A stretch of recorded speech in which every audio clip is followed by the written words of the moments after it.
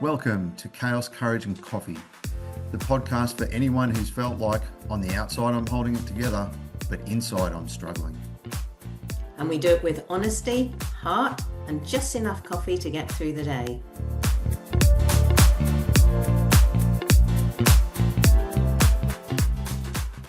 Hello, Vanessa.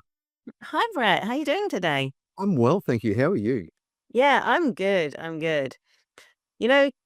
You know, those days when you wake up and instead of having a plan, it just sometimes things just start happening to me. So I'm barely awake and it's all just happening.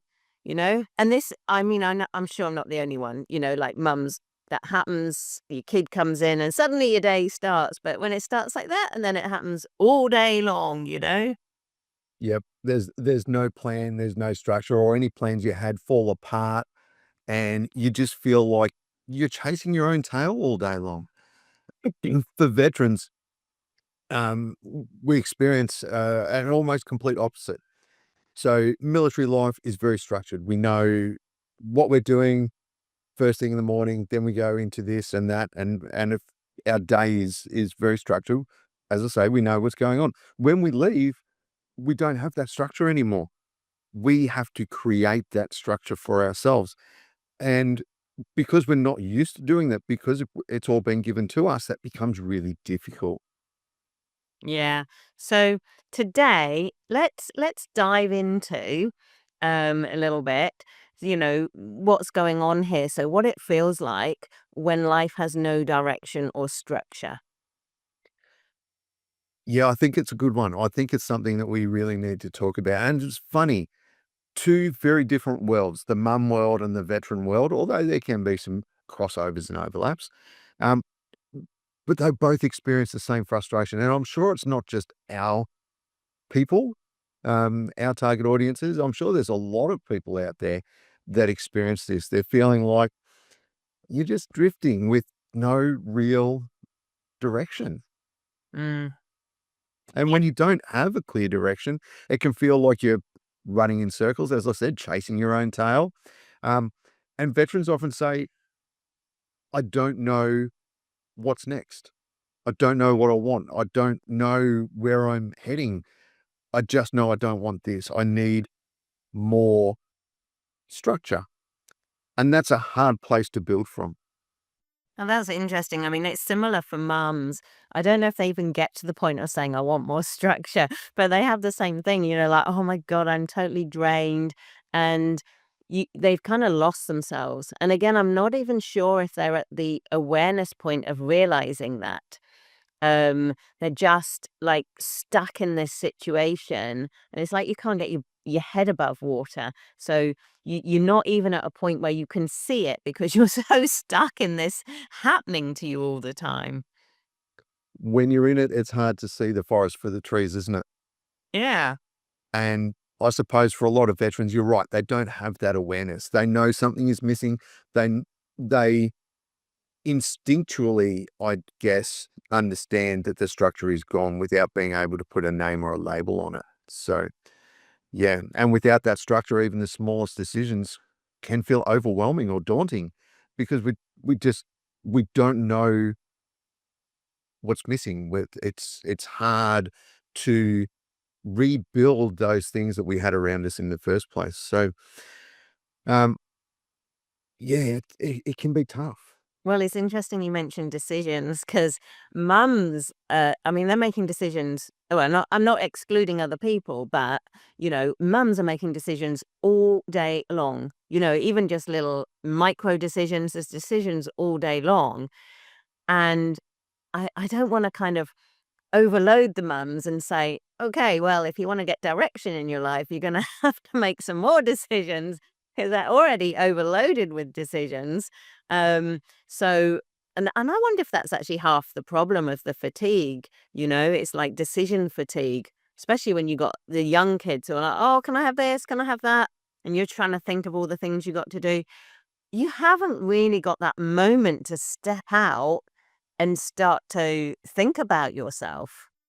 Yeah, absolutely. And I imagine that can be hard, for mums there's so many decisions, and they're not just making decisions for themselves, they're making decisions for and on behalf of the family, the children. And so that can be really tough. And for veterans, again, they need to make decisions. Do I apply for this job? Is this going to be the right move for my family? And without knowing where they want to go or what they want to do, everything just gets heavier because there's so much unknown.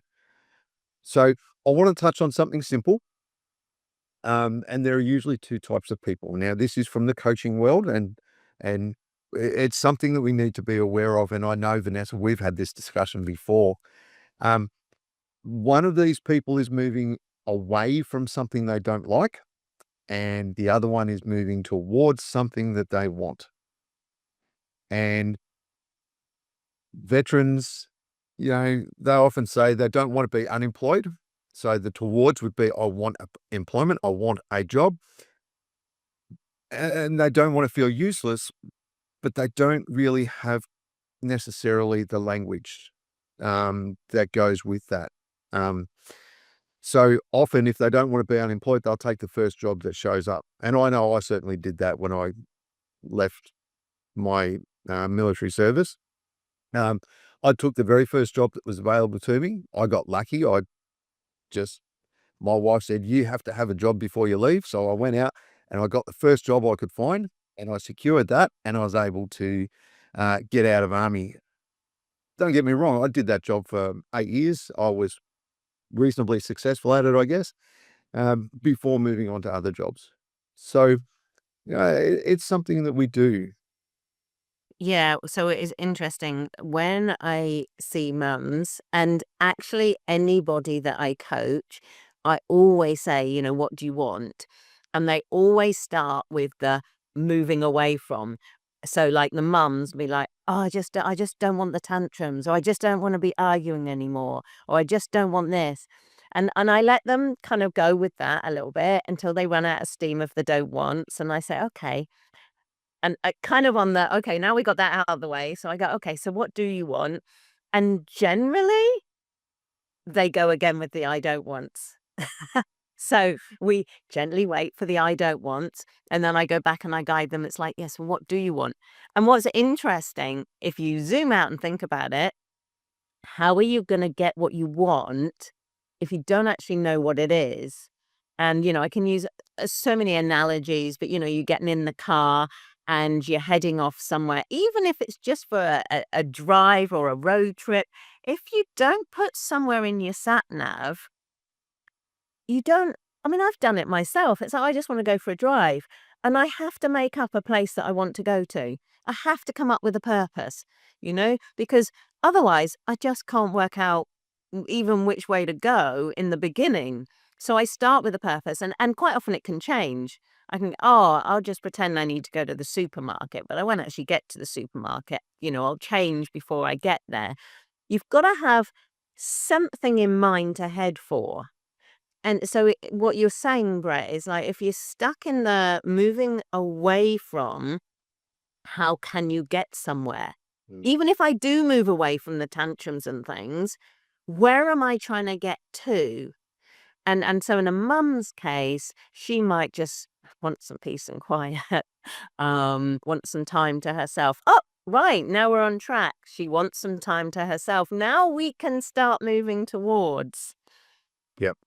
I think you're right. And I like your getting in the car, driving the car analogy. I have been guilty of just choosing a random left or right on occasion Yeah. and see where it goes. And some of us, that's the way we run our lives. We make a decision on the spur of the moment with no clear intent or purpose other than to see where this takes me. For some people, that can be really important. And, that's a little bit of adventure or excitement in their lives. For most people, though, that doesn't get them to where they want to be. And it is important that we have a destination in mind.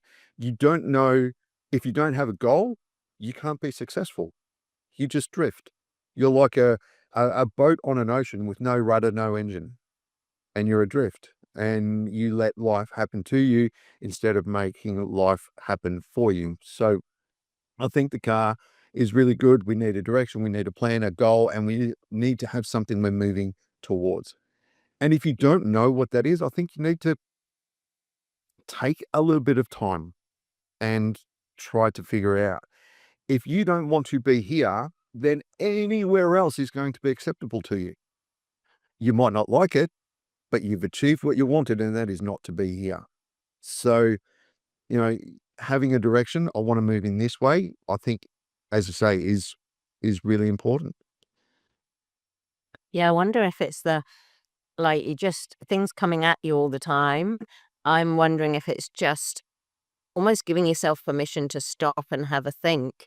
I think for mums to actually think about what they want, it's such a vital starting point. But in the busyness of the day, they probably feel I don't have a moment to think about that. So maybe we have to be intentional. So for everyone listening to this podcast, maybe you could just say, I'm just going to take 3 minutes from myself just to think about what I want. And if you have to be like my clients and start with all the I don't wants, that's fine. You sometimes have to offload them. But yeah, maybe it's just take that break to give yourself the space and the permission. Because I know, right, so I'm a mum of 4 kids. When I first started to try and think about what I wanted, my brain could not even go there. Literally, it couldn't retain the thought for long enough to even start an answer. It'd be like, then this was at the beginning when I created the awareness. Oh, yeah, what do I want? Oh, and off we go again. Honestly, so I don't want anyone to stress about it because you might find it as hard as I did. And it took me years altogether even now, to be in touch with what do I want? Oh, and here's the answer. That took a lot of getting to. I was like wired the other way. I was completely wired to just everybody else, everybody else, everybody else all the time. And I think you bring up a really good point there, a couple of really good points. So it's your thinking, you said at the end there, was everybody else. I think we need to give people a little bit of permission, or give people permission to focus on themselves and what do I actually want? What's the right thing for me? And it is okay to be a little bit selfish. And sometimes it's even necessary to be a little bit selfish, to have boundaries and those sorts of things, which we'll probably cover later. But we need to have that awareness, that little bit of selfishness to figure out what we need and where we want to go, what we want.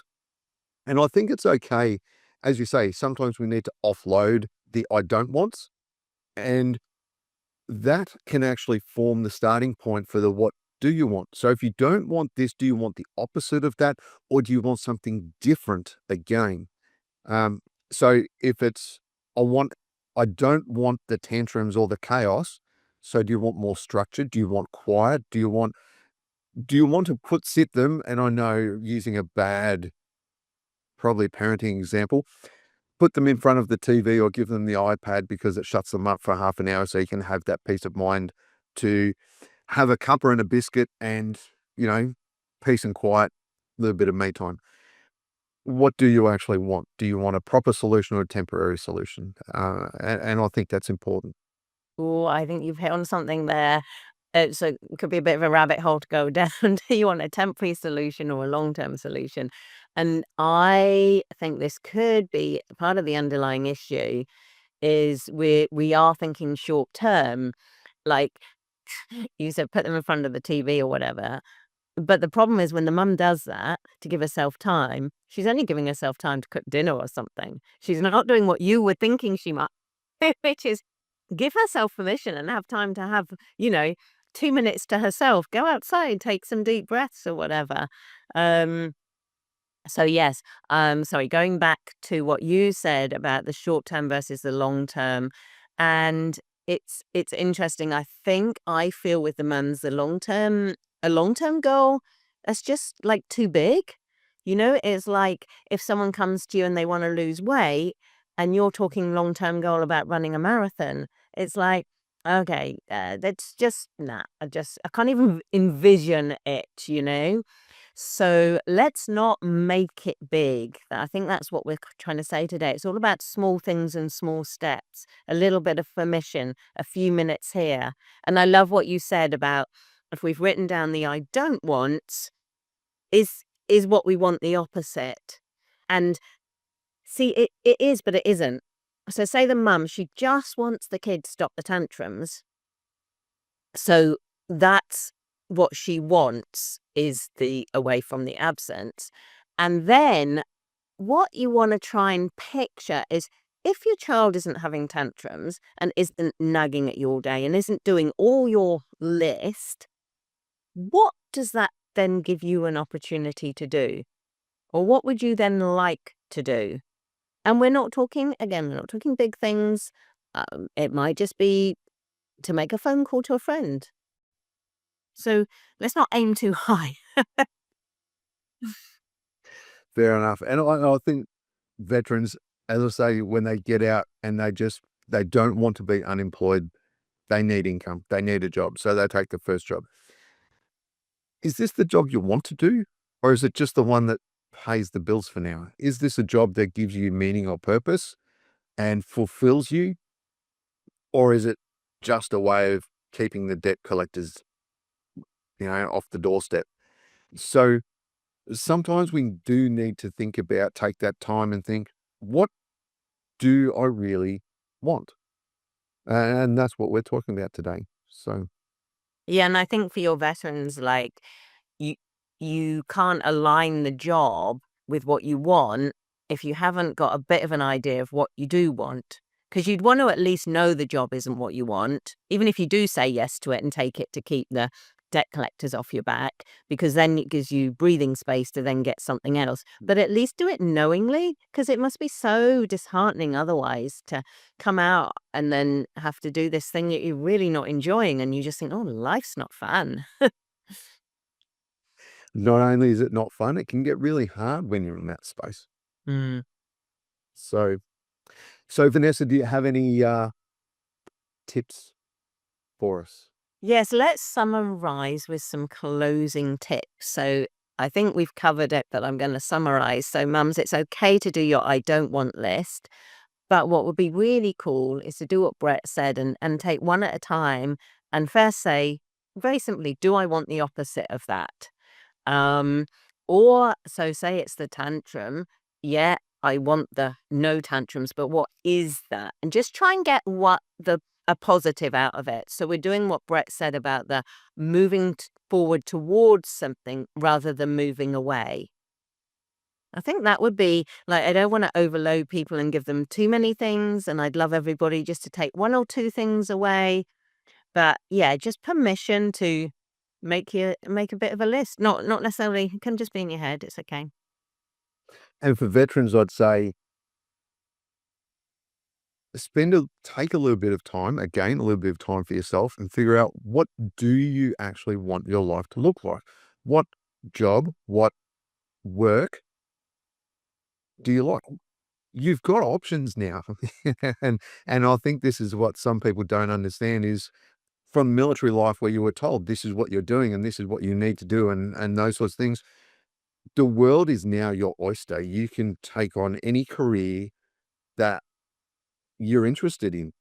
You've got the opportunity, finances permitting, to do the study, to learn the skills, and to start moving into a job, something that you've perhaps always been interested in, but never had an opportunity to pursue. Now you've got and you have an opportunity to pursue the thing that you want to do.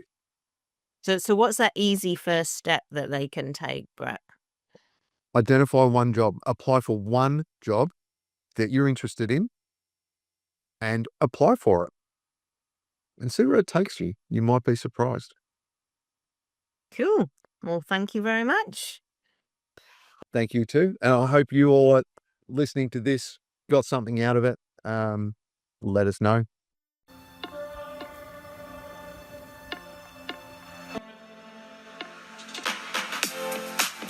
Thanks for being with us today on Chaos, Courage and Coffee. Remember, you're not alone, and you don't have to figure it all out at once. What part of today's conversation stood out for you? This podcast is about showing up in the mess, not waiting until it's all sorted out. If today helped, share it with someone else who might need it too. And if you're navigating your own version of chaos, we'd love to hear about it. Leave a comment, message us, or join the conversation. We'll be back soon with more honest talk, less pressure, and just enough courage to get through whatever's next. See you next time on Chaos, Courage and Coffee.